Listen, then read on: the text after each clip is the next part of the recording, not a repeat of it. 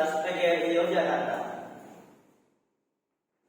Pada kesempatan kali ini, saya akan menyampaikan materi tentang cerita pendek atau cerpen. Sebelum kita mengetahui lebih jauh mengenai cerita pendek, pertama-tama kita harus mengetahui terlebih dahulu apa sih itu cerita pendek. Jadi, cerita pendek adalah suatu karya sastra dalam bentuk tulisan yang mengisahkan tentang sebuah cerita fiksi, lalu dikemas secara singkat, jelas, dan ringkas. Cerpen biasanya hanya mengisahkan sebuah permasalahan yang dialami oleh seorang tokoh utama itu saja. Cerpen juga bisa disebut sebagai fiksi prosa karena cerita yang disebutkan hanya berfokus pada satu konflik permasalahan yang dialami oleh tokoh, mulai dari pengembangan karakter hingga penyelesaian masalah yang dialami oleh tokoh. Kemudian ada pengertian cerpen menurut beberapa ahli. Yang pertama, menurut Kamus Besar Bahasa Indonesia atau KBBI, cerpen merupakan cerita pendek yang berisi tentang kisah cerita dan tidak lebih dari 10.000 kata. Pada umumnya, cerita pada cerpen bisa memberikan kesan dominan dan berkonsentrasi pada permasalahan satu tokoh. Menurut KBBI pula, di dalam cerpen tidak ada cerita yang melebihi hingga 100 halaman. Kemudian ada pengertian cerpen menurut beberapa tokoh. Menurut Nugroho Noto Susanto dalam Tarigan. Menurut Nugroho Noto Susanto, cerpen adalah kisah cerita pendek yang dibuat dalam jumlah kata mulai dari 5.000 kata, beserta memperkirakan 17 pp kuartos spasi ganda.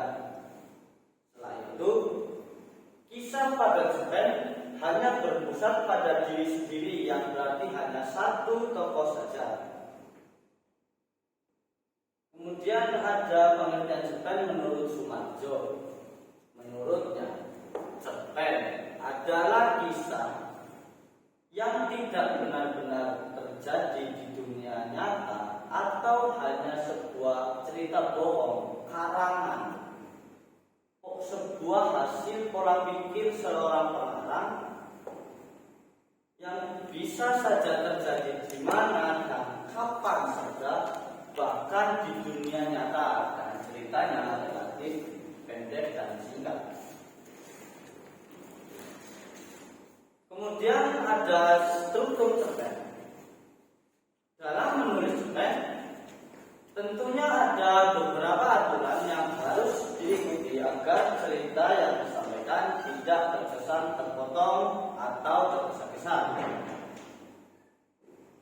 Pada cerpen terdiri dari beberapa struktur yang diperlukan, atau seperti elemen dasar dan tambahan abstrak. Struktur sangat diperlukan ketika menyusun sebuah cerpen. Berikut beberapa elemen dasar atau struktur untuk membangun sebuah cerpen. Yang pertama ada abstrak. Abstrak merupakan pemaparan gambaran awal dari cerita yang dikisahkan. Jadi abstrak ini adalah sebuah pandangan umum tentang apa yang akan diceritakan oleh si pengarang dalam cerpen yang dia buat. Pada cerpen abstrak biasanya digunakan sebagai pelengkap cerita. Maka dari itu, abstrak ini bersifat opsional atau boleh ada abstrak dan boleh tidak ada abstrak. Yang kedua ada orientasi. Pada orientasi biasanya menjelaskan tentang latar cerita yang ada di dalam cerpen tersebut, seperti latar waktu,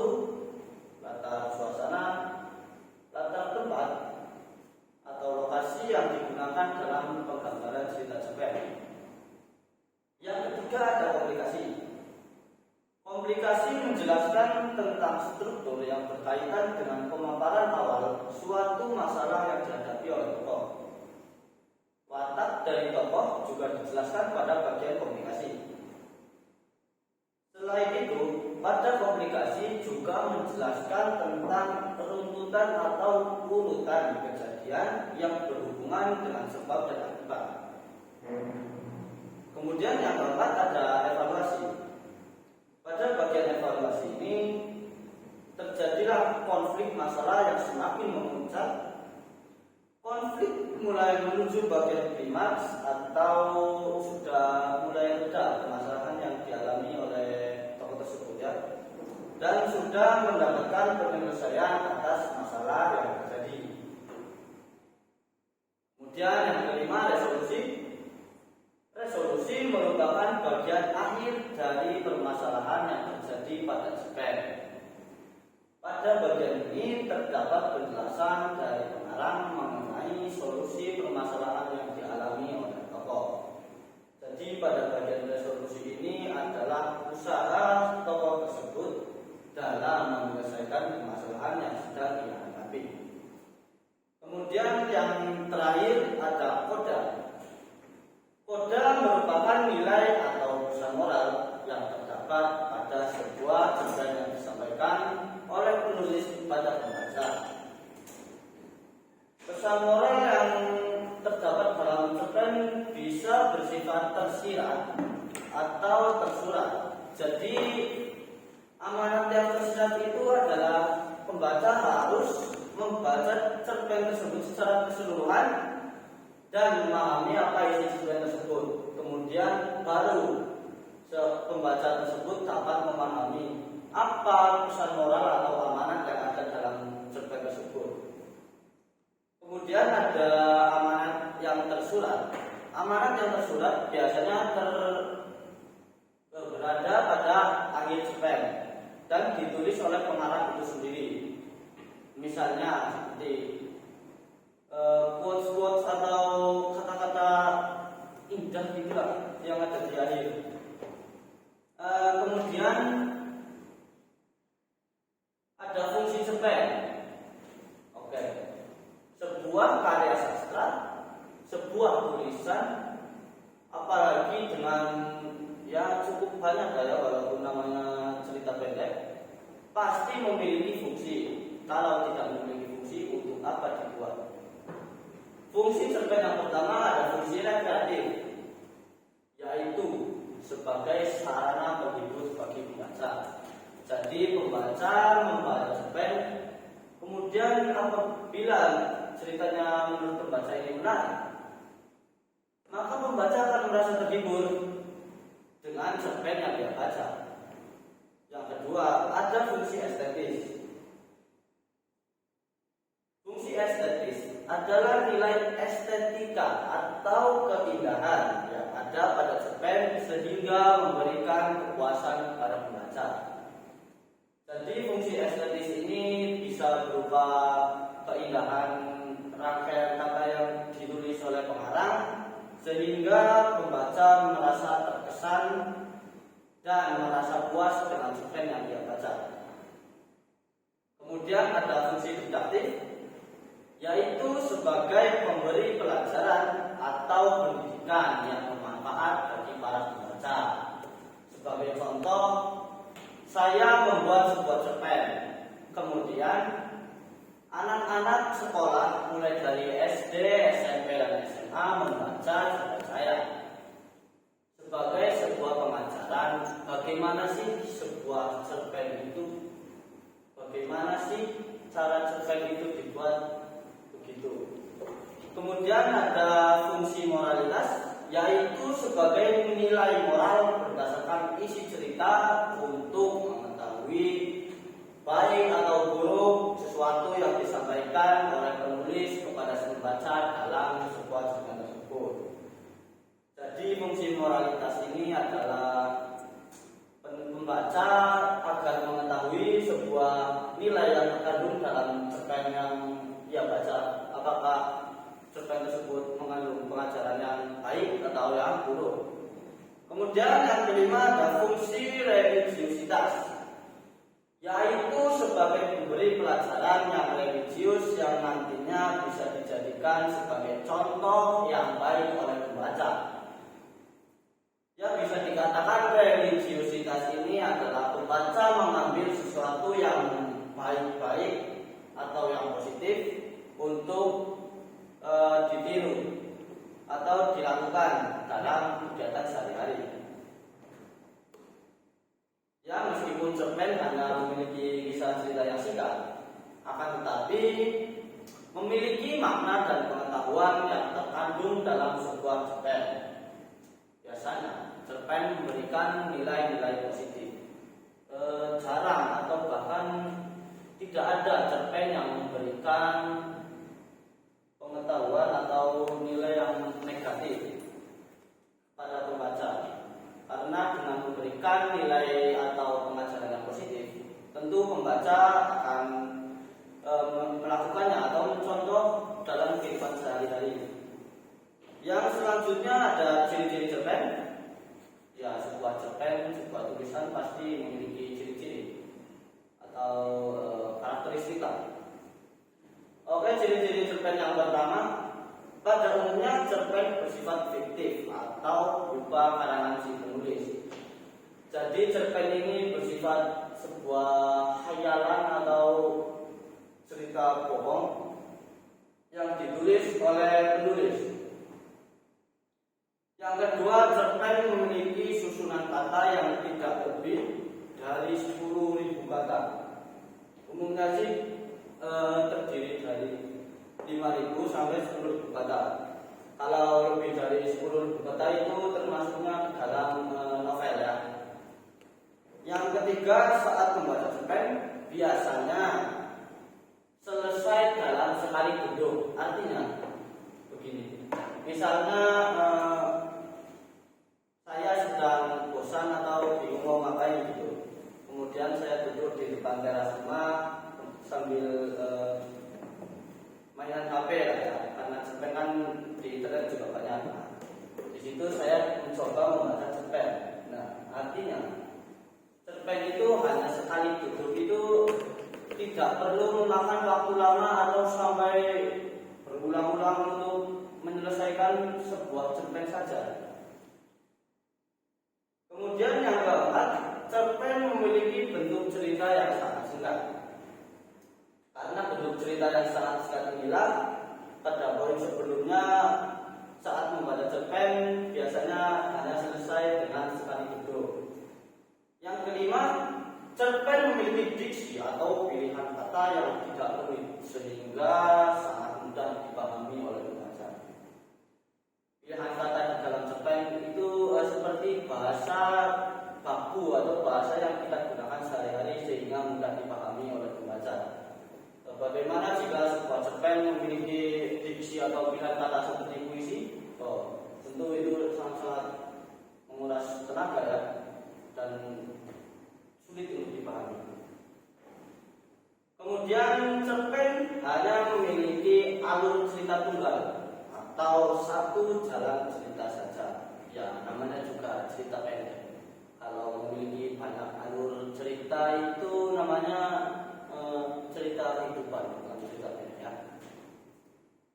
Kemudian kisah cerita pada cerpen biasanya berasal dari peristiwa dalam kehidupan sehari-hari. Ya, kalau ada bingung, di sini kok dijelaskan berasal dari kehidupan sehari-hari, tapi pada poin sebelumnya cerpen ini bersifat fiktif. Oke, akan saya jelaskan. Jadi cerpen berawal dari kehidupan sehari-hari adalah penulis mengalami suatu peristiwa atau sebuah permasalahan dalam kehidupan sehari-hari.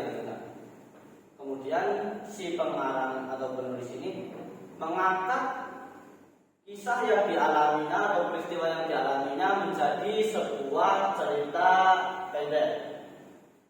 Tentunya dengan pengubahan tokoh, pengubahan alur, atau perubahan suasana. Jadi intinya tidak mengubah makna atau isi dari cerpen yang akan disampaikan dan juga tidak mengubah amanat atau pesan yang ingin disampaikan oleh pengarang. Kemudian karakter tokoh pada cerpen sangat sederhana. Ya, karena dalam cerpen cerita pendek, otomatis jalan ceritanya juga tidak panjang dan tokohnya sedikit. Di akhir cerita pada bagian biasanya terdapat pesan moral yang sangat mendalam sehingga membuat pembaca ikut merasakan kisah pada cerpen tersebut. Ya.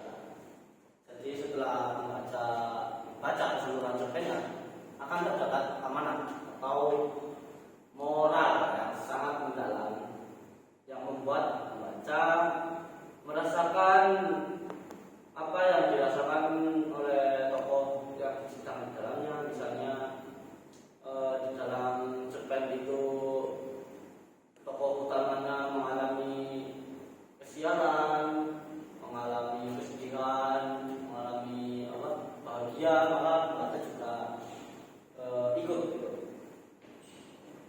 Kemudian ada unsur intrinsik cerpen. Sebuah cerita pendek memiliki unsur pembentuk yang harus ada atau wajib di dalam cerpen itu sendiri. Unsur ini dinamakan unsur intrinsik. Unsur intrinsik akan membangun sebuah kisah atau cerita yang ingin disampaikan oleh penulis. Ya, unsur intrinsik cerpen yang pertama ada tema. Apa sih tema itu? Tema adalah unsur utama yang ingin disampaikan oleh penulis pada kisah ceritanya. Semua kisah tentu mempunyai tema ya. Seperti contoh, misalnya sebuah cerpen. Kok cerpen ini setelah saya baca kok jadi merinding, jadi takut gitu. Oh, berarti cerpen ini temanya horor. Kemudian sebagai contoh lagi, setelah saya membaca tema ini, membaca cerpen ini, kok saya menjadi tertawa terus ya. Oke. Oh, berarti ini temanya adalah komedi. Seperti itu kira-kira. Kemudian yang kedua ada alur atau plot.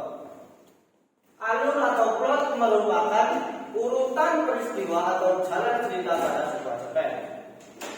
Pada umumnya, sebuah cerpen itu diawali dengan pengenalan tokoh yang tentunya.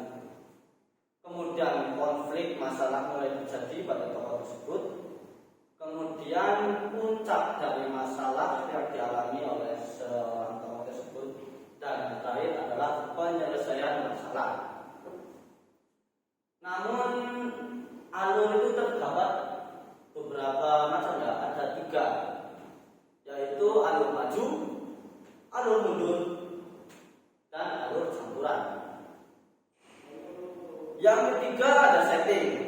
Setting merupakan penjelasan mengenai latar tempat, latar waktu, dan latar suasana yang terjadi dalam cerpen tersebut.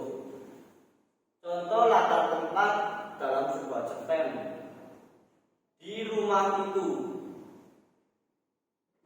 di kota A, di kota B, itu adalah contoh latar tempat.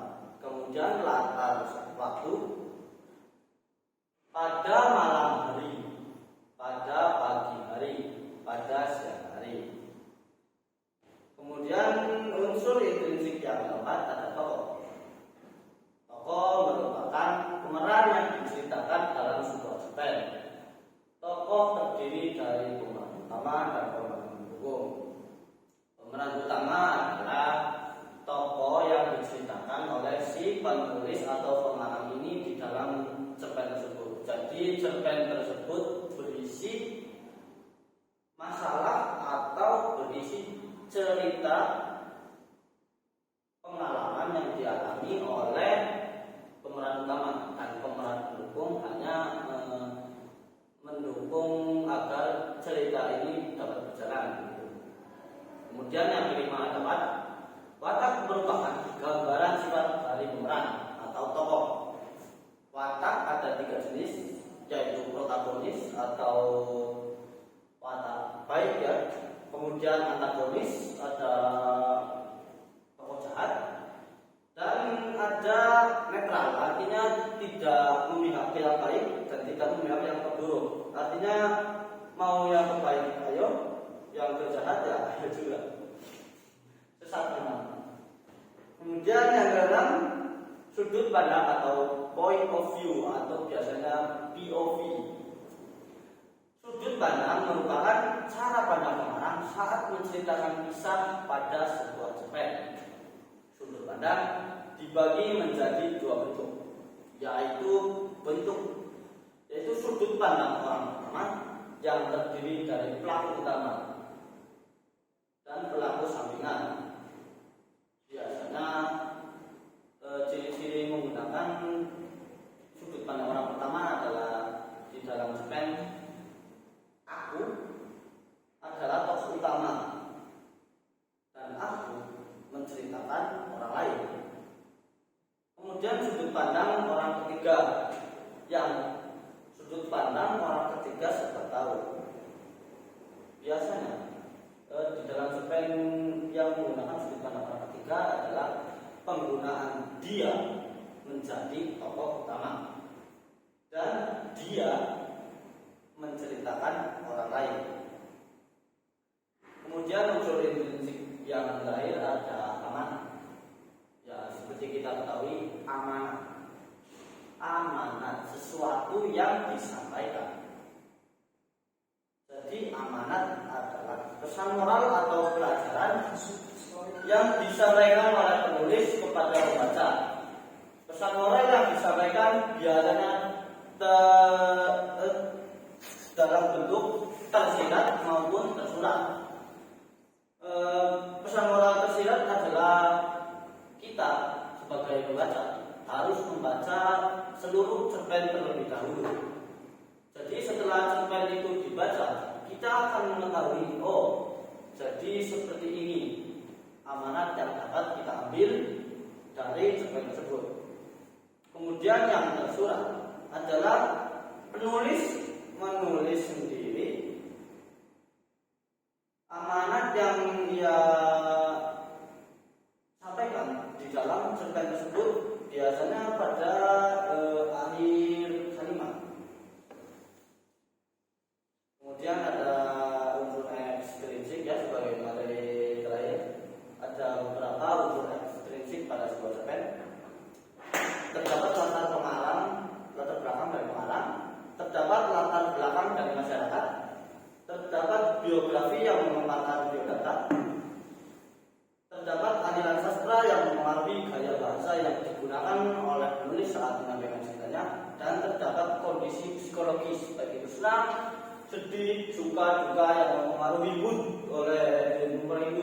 penulis saat membuat cerita pendek. Ya, cukup sekian dari materi cerita pendek yang dapat saya sampaikan.